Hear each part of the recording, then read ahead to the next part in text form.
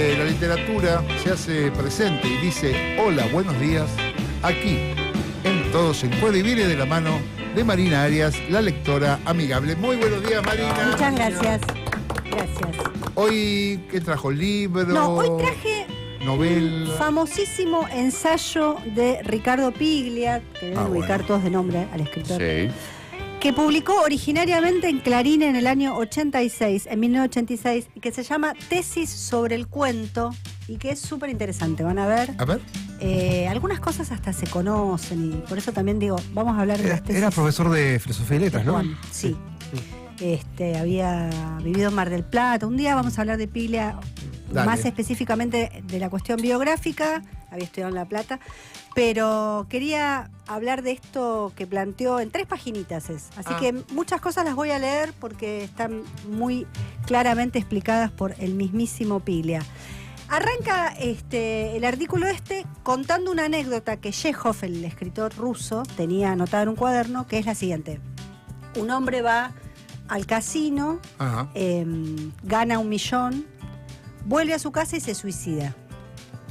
¿Ese era un cuento? Es una anécdota que tiene anotada Chekhov. Una anécdota, algo que ocurrió. Claro, algo que como para desarrollar o como para preguntarse a ver por qué. Porque vos decís, ¿por qué se mata a alguien que ganó en el casino? Es raro. Es raro. Lo que suena como medio ilógico, lo que plantea Piglia es que es porque un cuento siempre cuenta 2 historias. Como que partiendo de esa anécdota, un tipo que gana la lotería y se mata, hay 2 historias en paralelo. Por un lado está la anécdota que ganó la lotería. Porque si iba mucho al casino, si iba, cuánto jugaba, puede ser una historia. Y está pasando otra cosa por la cual el tipo se mata. Eso es lo que plantea Piglia. Hay dos cosas. Hay dos historias, exactamente. Lo primero que plantea Piglia es eso. Igual quería hacer acá un paréntesis para contar que una vez una psicoanalista me dijo que era completamente lógico, porque alguien que juega es un ludópata y que si gana se mata porque se terminó como el objeto de la adicción. Claro. Pero eso era ya una interpretación psicoanalística. Pero va y se apuesta el millón de nuevo y lo pierde, en tal caso. Muy sagaz y específica. Pero convengamos que es raro que alguien que ganó va y se mata. Lo que plantea entonces Piglia a partir de esta cuestión de que hay 2 historias siempre en un cuento, es que en el cuento clásico, como los cuentos de Poe, los de Quiroga, que varias veces hemos hablado acá, en primer plano hay una historia 1, que en este caso sería el relato de ganar la lotería, la ruleta, y en secreto se construye la historia 2, que sería los motivos por los cuales el tipo se mató. Sí.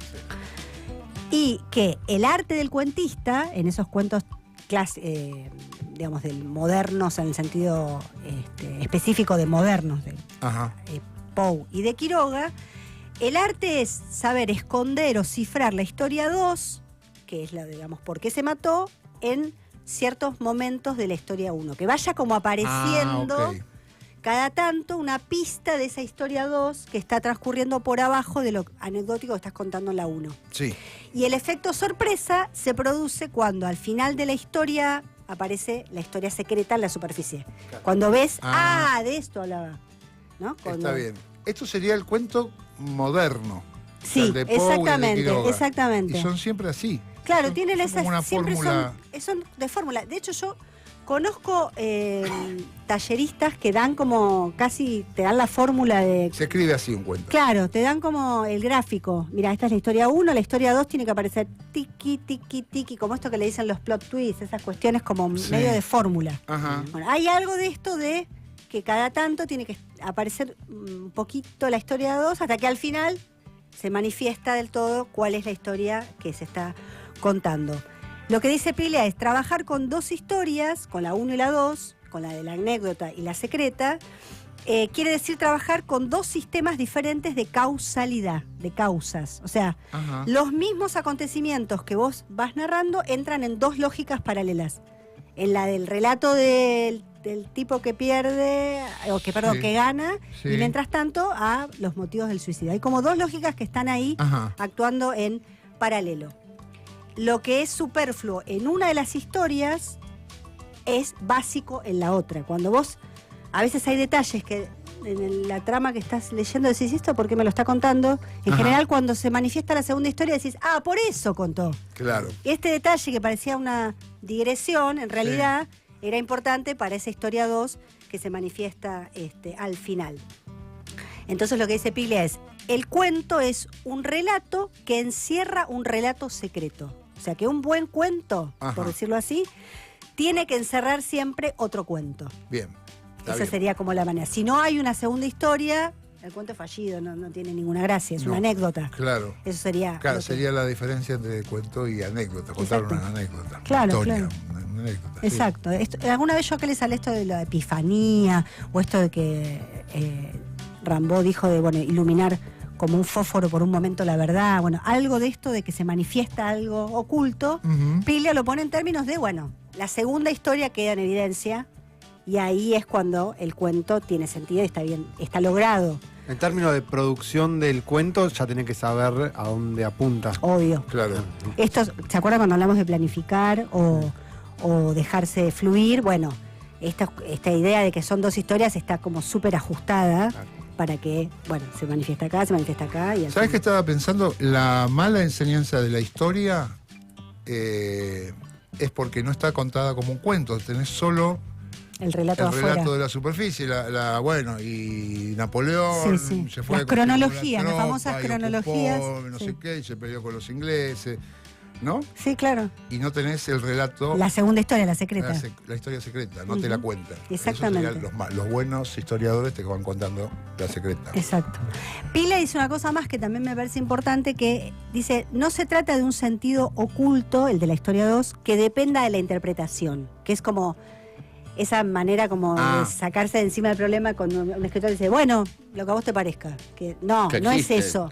Hay una historia 2 que es un enigma que se devela al final. No es una interpretación, ¿se entiende la diferencia? No es como cada cual...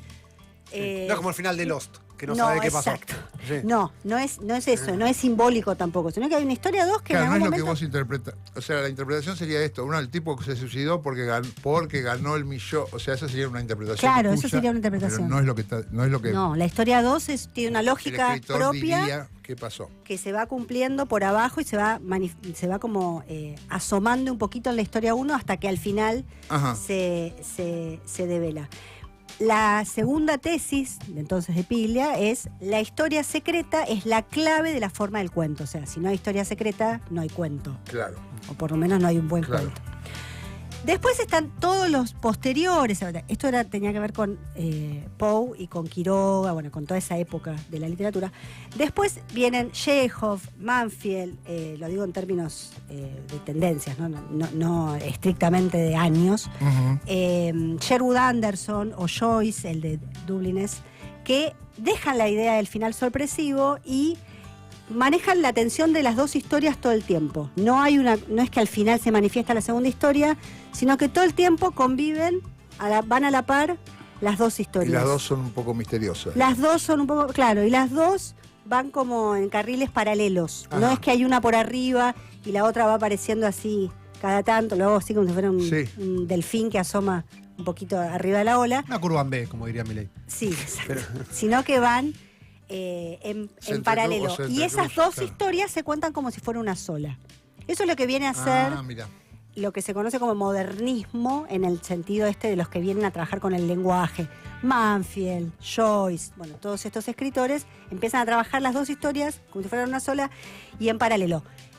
Después aparece Hemingway con lo del iceberg. Cuando yo digo esto se muestra, eso alguna vez hablamos acá, y si no seguro les suena esta idea de que en un cuento se cuenta la puntita del iceberg y por abajo lo que no se dice es el 80%.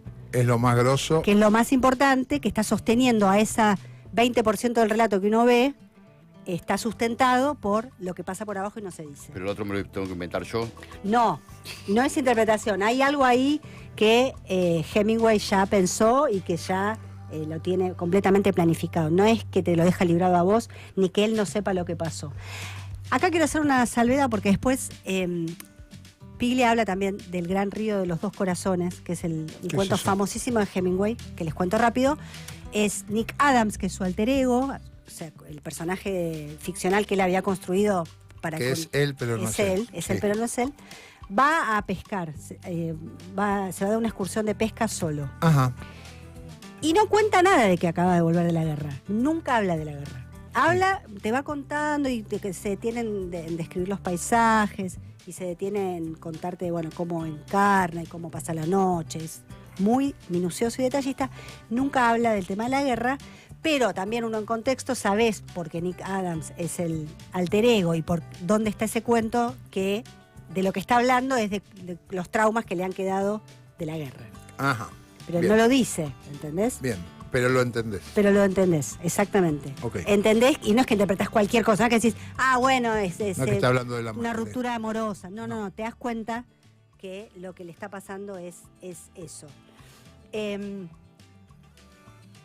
Lo que dice Pile en relación a ese cuento de Hemingway es, ¿qué hubiera hecho Hemingway con la anécdota de Chekhov? Con esta de el jugador gana a la ruleta, vuelve a su habitación y se suicida.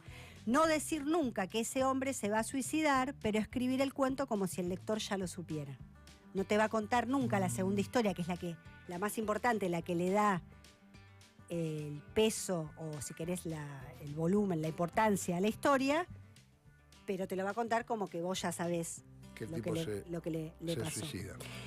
Agrega algo más ahí, Pilia, que me parece súper interesante, que es, agarra a Kafka y dice, bueno, a ver, ¿qué pasa con Kafka? Más o menos todos tenemos idea de lo que es algo kafkiano y algún cuento de Kafka. Sí, yo leí Kafka. Bueno, Ante la ley, supongan, que es el que le pregunta todo el tiempo, ¿puedo pasar? No, esta puerta no es para vos. Kafka es distinto, ¿eh? Bueno. No funciona así. No, lo que dice Piglia es que Kafka invierte las cosas y entonces la historia de lo que acontece, como sería esto que pierde a la ruleta, se vuelve extraño y es lo que no está muy desarrollado, y la segunda historia es la que queda más en evidencia. Por eso lo que pasa se enrarece, lo que pasa en términos narrativos en Kafka, y de ahí lo kafkiano, de golpe es extraño, alguien que le pregunta, ¿puedo pasar? Sí. No. Ajá. No, y al final le cierra la puerta y dice, esa puerta está destinada solo para vos y ahora la voy a cerrar. Sí. ¿No? Eso es como súper extraño en términos de argumento. Claro. ¿Se entiende? En cambio, en la cuestión de lo que está hablando, de esta cosa de la omnipotencia de la ley, la arbitrariedad y toda esta cuestión de alguien que no te deja pasar y al final te dice, esto era para vos y vos no pasaste, que sería como el sentido segundo, Sí. está como más en primer plano. Claro. ¿Se entiende? Sí. Está invertido. Está invertido. La segunda historia está como puesta, está más narrada, está puesta en primer plano, más que la primera. Está bien. Sí. Y después lo que dice, se agarra a Borges, que igual es para otro día, lo desarrollamos más O sea, estamos largo. como de alguna manera más.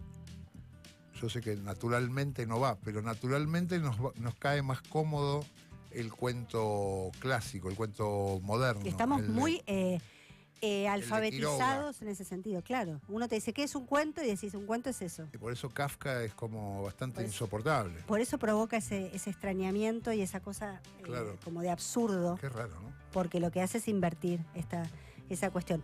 Lo que dice en relación a Borges es interesantísimo también. Dice, bueno, Borges, la historia segunda es siempre la misma. Lo que hace Borges es, la primera, lo que se narra, agarra un género. Lo parodia, agarra el policial, te cuenta una historia policial o te cuenta una historia más mitológica. Ajá. Pero la de atrás, la segunda, la que se manifiesta al final es siempre la misma. Borges siempre está hablando de lo mismo. Sí. Cierto. Vos que lo tenés bastante leído, siempre está hablando de las cuestiones que hacen al infinito, a la muerte y a la inmortalidad. Esas cuestiones siempre, pero para cambiar la historia uno, toma diferentes géneros y arma diferentes tramas, pero la historia 2 siempre la misma. Siempre está contando lo mismo. Y quería decirles algo más en relación a esto de Borges. Pero Cortázar, ¿dónde entraría en todo esto? Perdón. Y Cortázar entra con Borges también en esa línea. Y sí, porque también, bueno, Cortázar tiene esta cuestión del cuento fantástico, donde siempre hay un elemento que viene como a perturbar, ¿no? La cuestión de lo que es realista, siempre hay un elemento que tiene que ver con lo fantástico y ahí va de la mano de Borges. Y en términos de la segunda historia, o la historia 2, yo diría que también es la misma. Sí. También está siempre. Veo que los escritores siempre hablan de lo mismo. Puede ser. ¿no? No sé, no lo tengo tan leído. Lo que pasa es que si le das. Estoy tratando de acordar. Lo que pasa es que. Pensando porque leí casi todo, pero no. Medio que habla siempre, ¿no? Son siempre medio que está contando.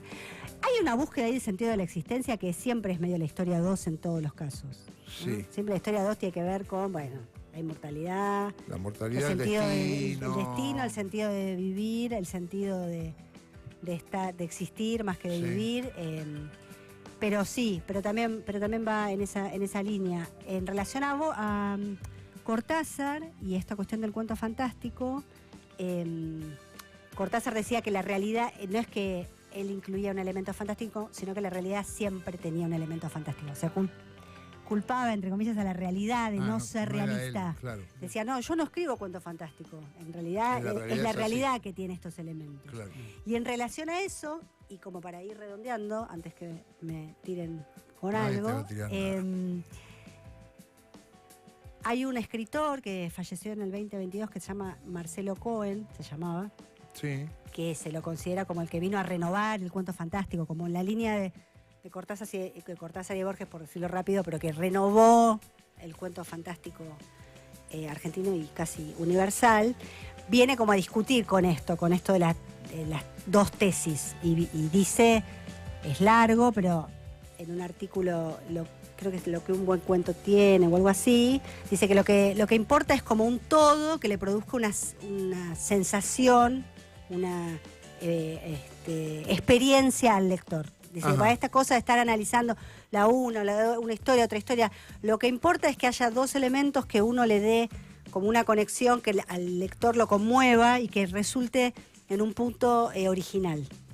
Y que tenga una cosa más sensorial, que te quede la experiencia. Que te quede la experiencia, que también puede ser emotiva, no tiene por qué ser sensorial. Está bien. De los sentidos corporales. Sí. Pero sí que hay algo ahí de toda una experiencia íntegra que tiene que ver con unir dos cosas que aparentemente no tendrían ninguna vinculación. Por eso dice, yo no trabajo con nada de lo autobiográfico, nada de eso, porque no me interesan esas casualidades. Me interesa conectar cosas que de golpe se me ocurre encontrarles una conexión y que esa conexión provocan una experiencia en el lector. Ajá. Pero otro día hablamos de lo de Marcelo Cohen y de muchos otros, porque las tesis sobre el cuento de Pila también están muy discutidas.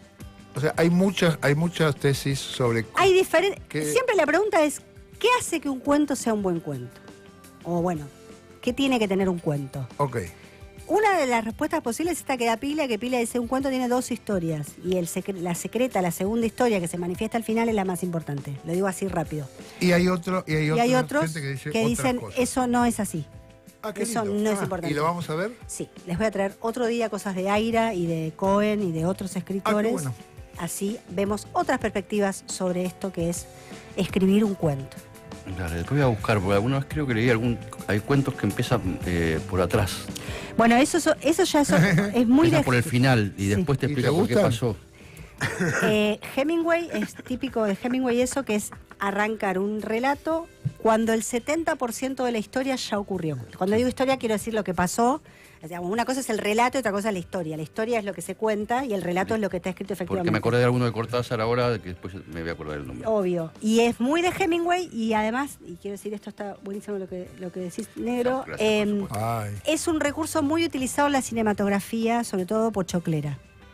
Las películas que arrancan con el tipo está por, no sé, se está ahogando, digo cualquier cosa, se está ahogando y después va para atrás, claro. Y el secreto, según Hemingway, era guardarse un 10% para después, no llegar al mismo punto a donde el tipo se está ahogando, sino guardarte un plus para que cuando el lector llega al momento en el que empezó el relato, que es que el tipo se está ahogando, justo ahora que estaba con después pasa algo más. Pasa algo más. Te quedas ahí en la colita. Muchísimas gracias, Marina Arias, la lectora amigable. Espero que se haya entendido algo. Y cómo hacer un buen cuento.